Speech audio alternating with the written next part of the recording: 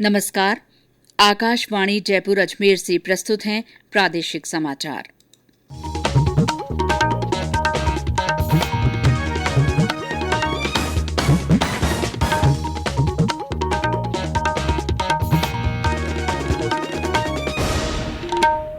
मुख्य समाचार। देश में पिछले 24 घंटे में कोरोना संक्रमण के 2,95,000 से अधिक नए मामले आए सामने। प्रदेश में आज 14,622 कोविड संक्रमण के नए मामले हुए दर्ज। जयपुर में रिकॉर्ड 3,101 मामलों की पुष्टि। कोरोना संक्रमण से निपटने के लिए जिलों में प्रशासन की पर्याप्त व्यवस्था, जागरूकता के लिए भी किए जा रहे हैं जतन। रामनवमी का पर्व प्रदेश भर में श्रद्धा भाव से मनाया जा रहा है और राज्य में कुछ स्थानों पर मौसम में बदलाव से आंधी बारिश के समाचार। समाचारों के साथ मैं शीला चावला। कोविड मरीजों की संख्या फिर से बढ़ रही है, इसीलिए सभी श्रोताओं से अपील है कि कोई भी कोताही न बरतें। सभी सुरक्षा उपायों का पालन करें और 45 साल से ऊपर के सभी लोग बेहिचक टीका लगवाएं। व्यक्तिगत स्वच्छता और साफ सफाई का ध्यान रखें, सुरक्षित रहें और इन 3 आसान उपायों का पालन करें। मास्क पहनें, 2 गज दूरी है जरूरी, सुरक्षित दूरी बनाए रखें, हाथ और मुंह साफ रखें। और अब समाचार विस्तार से। देश में पिछले 24 घंटे के भीतर कोरोना संक्रमण के 2,95,000 से अधिक नए मामलों की पुष्टि हुई है, जो अब तक एक ही दिन में दर्ज किए गए नए मामलों की सबसे अधिक संख्या है। इन्हें मिलाकर अब तक 1,56,00,000 लोग कोरोना संक्रमित हो चुके हैं। स्वास्थ्य मंत्रालय ने बताया कि देश में वर्तमान में 21,50,000 से अधिक सक्रिय मामले हैं। पिछले 24 घंटों में कोविड संक्रमण से 1,65,000 से अधिक लोग स्वस्थ हुए हैं। देश में अब तक 1,32,00,000 से ज्यादा मरीज कोरोना संक्रमण से मुक्त हो चुके हैं। राज्य में आज कोविड के रिकॉर्ड 14,622 नए मामलों की पुष्टि के साथ ही कुल सक्रिय रोगी बढ़कर 96,366 हो गए हैं। आज जयपुर जिले में रिकॉर्ड 3,000 से अधिक नए रोगी सामने आए हैं। वहीं जोधपुर जिले में आज भी 1,500 नए मामले रिपोर्ट हुए। कोटा में 1,121, उदयपुर जिले में 1,101 और अलवर में 915 नए मामले सामने आए हैं। आज भी मृतकों की संख्या 62 रही। आज प्रदेश में कोविड से 3,765 लोग स्वस्थ हुए हैं।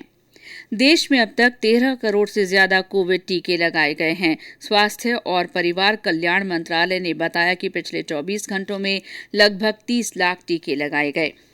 भारतीय आयुर्विज्ञान अनुसंधान परिषद के एक अध्ययन में पाया गया है कि स्वदेश निर्मित कोरोना का टीका कोवैक्सीन वायरस के डबल म्यूटेंट स्ट्रेन पर भी प्रभावी है। भारत के कुछ क्षेत्रों और कई अन्य देशों में पाए गए डबल म्यूटेंट स्ट्रेन SARS-CoV-2 पर इसे प्रभावी पाया गया है। सीरम इंस्टीट्यूट ऑफ इंडिया ने राज्य सरकारों और देश के निजी अस्पतालों के लिए अपनी कोविशील्ड वैक्सीन की कीमत की घोषणा की है। राज्य सरकारों को वैक्सीन की प्रति खुराक के लिए 400 रुपये और निजी अस्पतालों को 600 रुपये देने होंगे। ये समाचार आकाशवाणी जयपुर अजमेर से प्रसारित किए जा रहे हैं। प्रादेशिक समाचार आप हमारे ट्विटर हैंडल @AIR_News_ पर भी फॉलो कर सकते हैं। राज्य में कोविड संक्रमण से लड़ने के लिए सभी जिलों में प्रशासन व्यापक व्यवस्थाओं में जुटा है।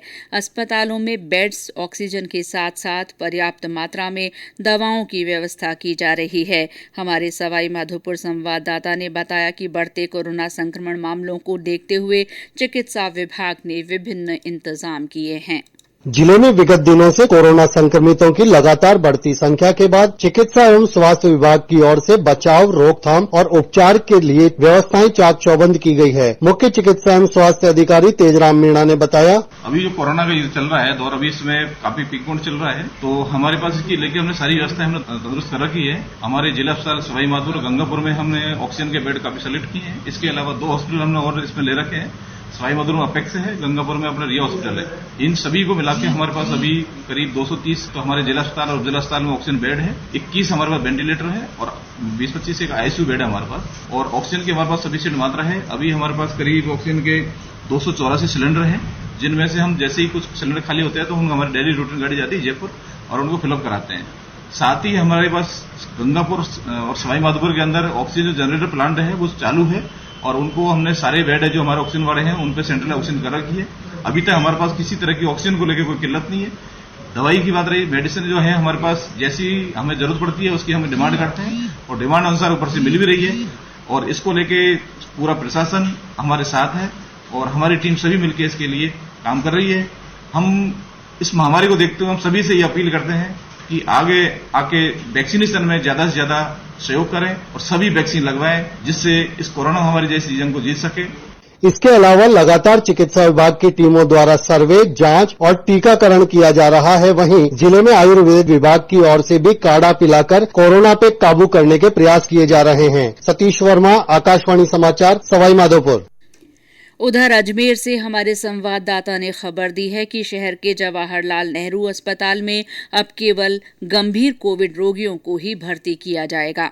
अजमेर में कोरोना के बढ़ते मरीजों की संख्या को देखते हुए प्रशासन ने तय किया है कि अब जवाहरलाल नेहरू चिकित्सालय में उन्हीं गंभीर संक्रमित मरीजों को भर्ती किया जाएगा जिन्हें ऑक्सीजन की आवश्यकता है। अस्पताल अधीक्षक ने बताया कि इनके अलावा अन्य कोरोना मरीजों को घर पर ही क्वारंटाइन कर उनका इलाज किया जाएगा और संबंधित क्षेत्र की डिस्पेंसरी के चिकित्सक उनकी निगरानी करेंगे। इस बीच जिला प्रशासन ने शहर में जन अनुशासन पखवाड़े की पालना कराने के लिए सख्ती बरतना शुरू कर दिया है। पुलिस ने जगह जगह बैरिकेडिंग कर बिना वजह बाजारों में घूमने में मास्क नहीं लगाने वाले 150 लोगों के आज चालान बनाए तथा 1 दर्जन से अधिक दुकानों को सीज किया। जिला कलेक्टर ने बताया कि चिकित्सा विभाग को 45 वर्ष से अधिक उम्र के उन व्यक्तियों को चिन्हित करने के लिए डोर टू डोर सर्वे करने के निर्देश दिए गए जिन्होंने अब तक वैक्सीनेशन नहीं कराया है। साथ ही दूसरे राज्यों से आने वाले तथा कुंभ स्नान कर लौटने वाले लोगों को भी चिन्हित किया जा रहा है। इनमें संक्रमित मिलने पर उन्हें 14 दिन के लिए आइसोलेट किया जाएगा। ओम माथुर, आकाशवाणी समाचार, अजमेर।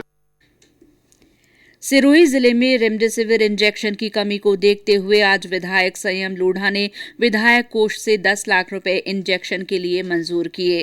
पाली के जिला कलेक्टर अंशदीप ने जिले के भामाशाहों और समाज सेवियों से कोरोना महामारी के दौर में जिला प्रशासन का सहयोग करने की अपील की है। जिलों में प्रशासन लोगों को कोविड के प्रति जागरूक करने का भी काम कर रहा है। भरतपुर के जिला कलेक्टर हिमांशु गुप्ता ने आमजन से कोरोना के शुरुआती लक्षण दिखने के साथ ही शीघ्र स्वास्थ्य जांच कराने की अपील की है। जैसे आप सबको विदित है कि हम कोविड की इस महामारी में बहुत ही मुश्किल दौर से गुजर रहे हैं। लगातार हमारे केसेस बढ़ रहे हैं और हमारा जो मेडिकल सेटअप है प्लस हमारी जो ऑक्सीजन सप्लाई है उसकी लिमिटेड सप्लाई को देखते हुए लगातार चिंता जताई जा रही है पूरे राजस्थान में, पूरे भरतपुर जिले में। तो कोविड से लड़ने के लिए सबसे बेहतर उपाय जो भी कोविड संक्रमित है व्यक्ति उसका अर्ली डिटेक्शन है। यदि किसी भी व्यक्ति को हम जल्दी कोविड के लक्षणों को देखते हुए उसका इलाज चालू कर देते हैं तो बहुत हद तक हम संक्रमित व्यक्ति की जान बचा सकते हैं और उसका हॉस्पिटलाइजेशन होना उसको भी रोक सकते हैं, जिससे हमारा जो मेडिकल सिस्टम है जिसमें बेड्स और ऑक्सीजन की डिमांड ज़्यादा है और सप्लाई कम है उसको भी हम रोक सकते हैं। तो आप सभी से मेरा निवेदन है कि आपके परिवार में या आपके पड़ोस में कोई भी व्यक्ति यदि कोविड के लक्षण जैसे खांसी, जुकाम, बुखार, टेस्ट नहीं होना इस प्रकार के लक्षण अगर परिदर्शित करता है या कोई व्यक्ति राज्य के बाहर से आया है, क्योंकि अन्य राज्यों में केसेस की जो संख्या है वो ज़्यादा है, ऐसे कोई भी व्यक्ति अगर आपकी नॉलेज में है तो आप उनका मेडिकल चेकअप ज़रूर कराएं। इसी संदेश के साथ मैं 2 निवेदन और आपसे करना चाहता हूँ। कोविड के लिए सबसे बेहतर उपाय वैक्सीनेशन है और मास्क है। तो एक तो आप मास्क अवश्य पहने और पात्र व्यक्ति अधिक से अधिक आप टीकाकरण करवाएं जिससे कोविड के लक्षणों की जो सिवियरिटी है, जो गंभीरता है उसको हम कम कर सकें और व्यक्ति जल्दी ठीक हो सके। प्रशासन की ओर से जन अनुशासन पखवाड़े के तहत जहां सख्ती दिखाई जा रही है वहीं दवाओं की कालाबाजारी करने वालों के खिलाफ कार्रवाई की जा रही है। जयपुर में रेमडेसिविर इंजेक्शन की कालाबाजारी करने वालों के खिलाफ पुलिस थाना मुरलीपुरा और कोतवाली की ओर से कार्रवाई की गई है। पुलिस ने कालाबाजारी करने वाले गिरोह का खुलासा करते हुए 3 आरोपी गिरफ्तार किए हैं। पूछताछ में आरोपियों ने बताया कि वे रेमडेसिविर का एक इंजेक्शन 15,000 रुपए में बेच रहे थे। सवाई माधोपुर में पखवाड़े के तहत कोरोना गाइडलाइन की सख्ती से पालना कराने के लिए पुलिस और प्रशासन की ओर से कई स्थानों पर कार्रवाई की गई। इस दौरान 11 गैर अनुमत दुकानों और संस्थानों को सीज किया गया।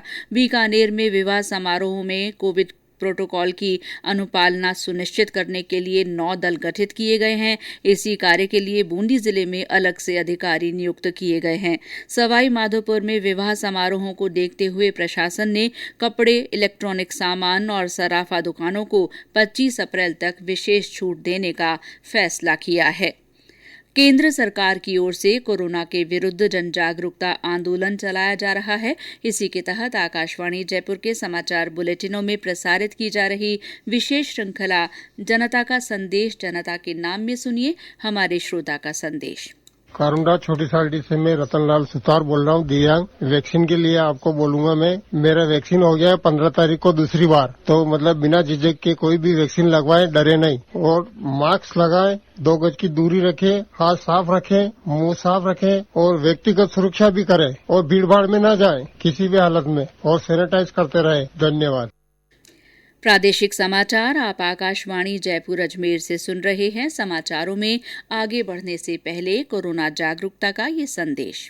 चलो मिलकर एक शुरुआत करें, चलो एक फैसला आज करें, मास्क नहीं तो टोकेंगे, कोरोना को रोकेंगे, चलो एक इरादा करते हैं, चलो खुद से वादा करते हैं, मास्क नहीं तो टोकेंगे, कोरोना को रोकेंगे। समाचारों में आपका फिर स्वागत है। प्रदेश भर में रामनवमी का पर्व आज श्रद्धा भाव के साथ मनाया जा रहा है।